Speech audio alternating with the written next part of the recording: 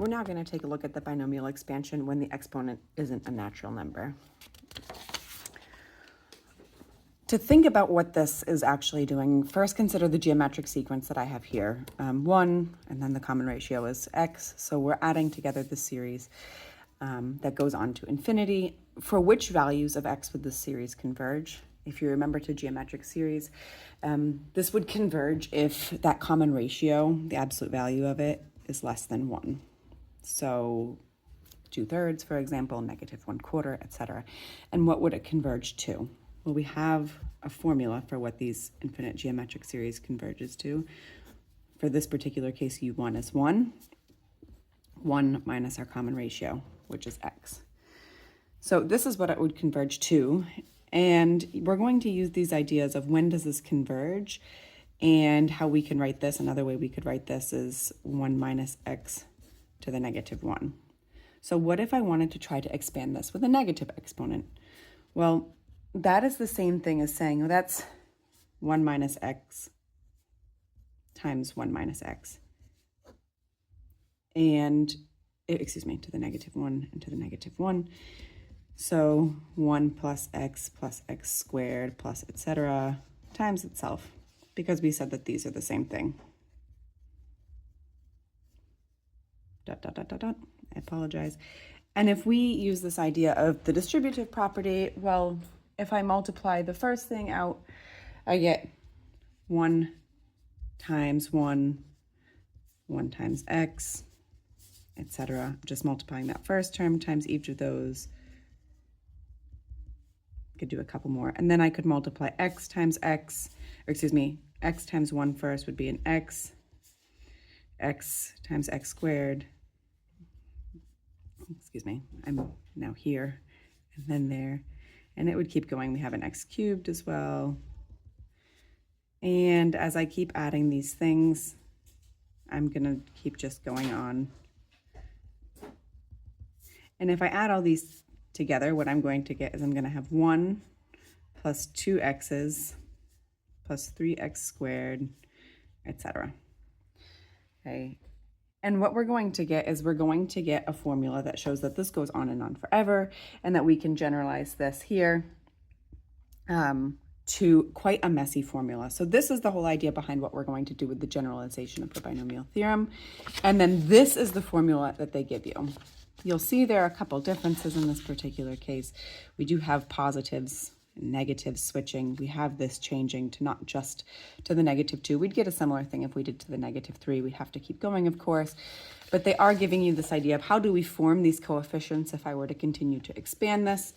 They are giving you a few more options, not just one, not a minus in particular. So it does look a little bit different, but you can keep together this idea of a converging geometric sequence in your mind, and being just very careful of what is A, what is B, and is N any kind of rational number? How might this look?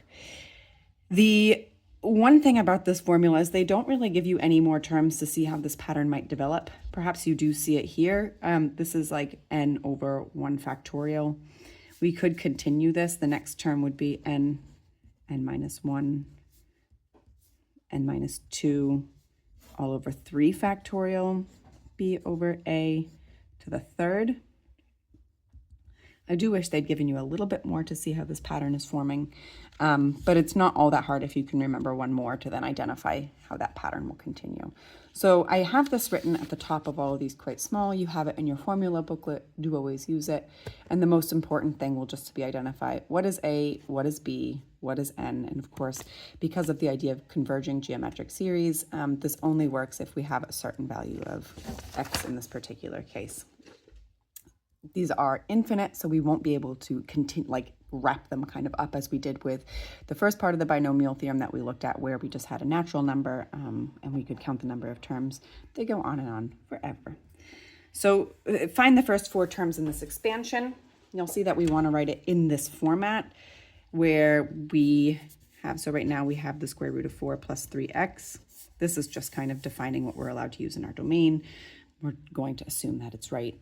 And not causing any issues here. That's the same thing as 4 plus 3x all to the 1/2. So if I were to write out what are A is 4, B is 3x, and n in this case is a half. In this expansion, even though in that initial kind of thought experiment we looked at integers, this also works. Thanks to many mathematicians, we have this generalization for rational numbers as well. So if I were to look at this expansion, just being super careful, what I'm going to do is I'm going to say, okay, a to the n, parentheses 1 plus, now we have n, okay, b over a. Once you have the formula here, it's really not that tricky to simplify it. A half minus 1 is a negative half. It's up to you how pedantically you want to write everything out here. B over a squared. This is the first term. Once I expand that, there'll be the first term. There's the second term. There's the third term. The first 4 terms will then be the next one. So a half. Then we have negative 1/2 minus 2 if we continued. So negative 3/2 all over 3 factorial b over a to the third, etc. So these will be our first 4 terms, and then we're going to need to simplify this. Okay, none of these numbers are that challenging here. Just going to go up to here. Okay, 4 to the half is 2, because that's the square root of 4. 1/2 of this is going to be, if you multiply fractions straight across, 3x over 8. We can take this in as many steps as we want. It doesn't really matter here. This is going to be negative. Do be very careful. When is it positive? When is it negative? We will get those alternating signs again because of the even and odd exponents being assigned to some of these, as well as the multiplying of negative numbers here, depending on where you have negatives. So be very careful. Half times a negative half is a negative quarter, divided by 2 is 1/8.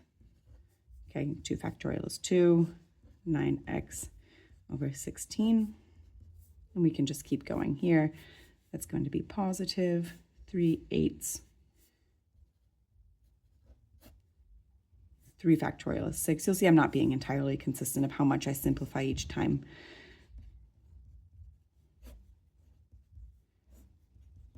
And continuing to do it, I'm going to multiply that 2 at the very end here, and making sure I have all the right numbers. If I then simplify all of this, I have 1, that's already relatively simplified here, minus 9 over 128 x squared, 3/8 divided by 6 times 27 over 64. 64 is going to then be 27. I had already written this out, which is what I'm referring to, and what took me a second there. Obviously not doing all of this in my head. Okay, and then to simplify, of course, multiplying through 2 plus 3/4 x. It doesn't matter if you write the x in the numerator or as this 3/4 as a coefficient. And we have 964x squared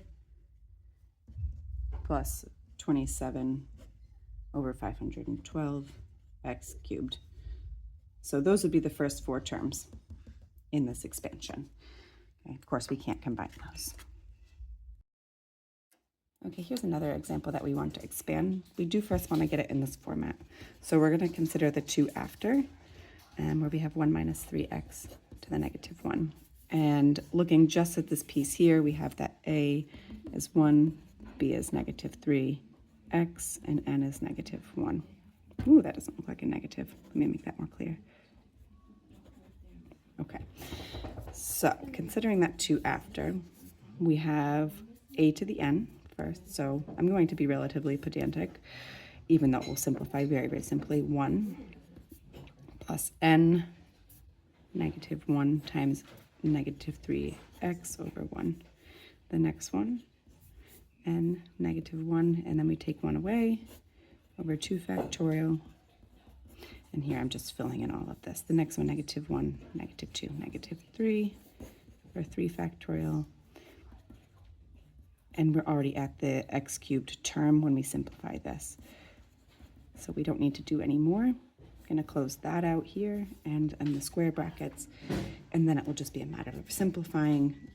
Quite simple in this case because of all the 1s. 1 to the negative 1 is 1. Really don't even need that. Negative 1 times negative 3x over 1 is going to be positive 3x. Negative times negative positive 2 divided by 2 is going to be also just a 1, but I'll write 2 over 2 for now so we can see it. 9x over 1 squared is 1.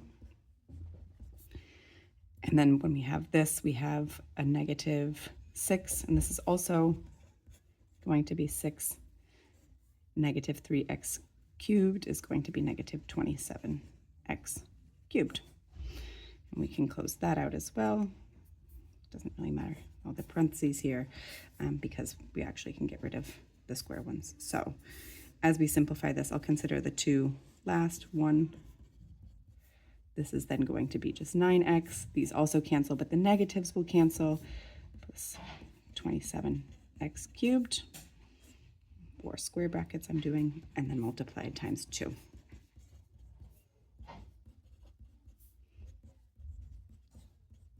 And this would theoretically go on forever and ever. Okay. Here's an application of how we might be able to use this. Use the fact that the square root of 30 over 5 is equal to the square root of 1.2. Doing that because it's quite nice to put in this sense as 1 plus 0.2 and the generalization of the binomial theorem to approximate the value of the square root of 30 to 4 decimal places. Okay, so what we're first going to want to do is recognize how we can write this using the binomial theorem. And that is, well, if the square root of 30 over 5 is 1.2, the square root of 30 is equal to 5 times 1 plus 1/5. That's 0.2, written as a fraction. Doesn't matter what you do. I'm just going to use a fraction here. 0.2 is also fine. I just find it nicer to multiply fractions. And in this case, you then have that's equal to 5 times 1 plus 1/5 to the half. So if I'm filling this in, we get that A is equal to 1, B is equal to 1/5, and N is a half. Okay, 4 decimal places. Again, if you wrote this out in that way, that's also not that challenging here. So the square root of 30 is equal to 5.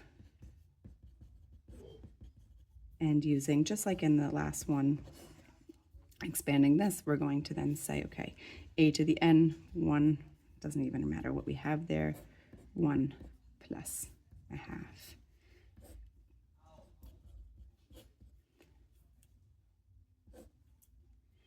And we're going to just keep filling this in. 1/5 and 1/2. Negative 1/2 is the next one.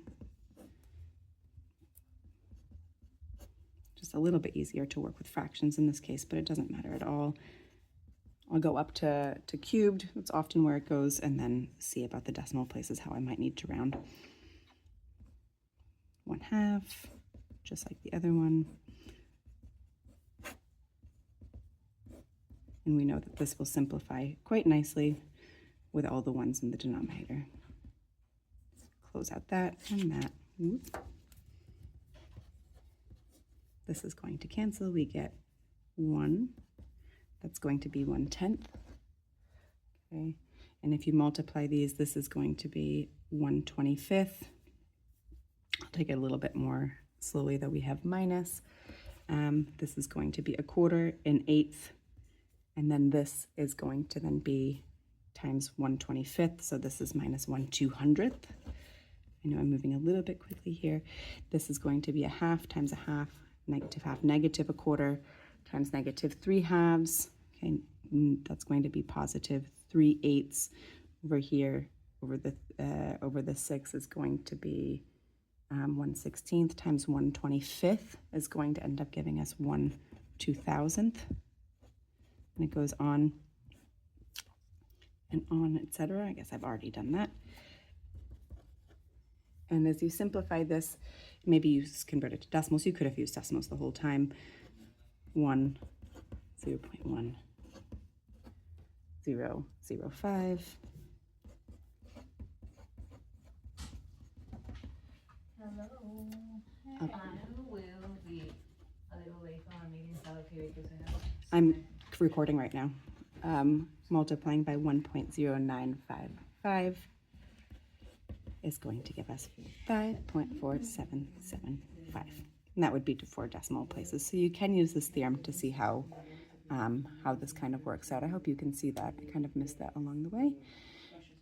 But you can use it to take roots or find values of things that might be more challenging to do without a calculator otherwise.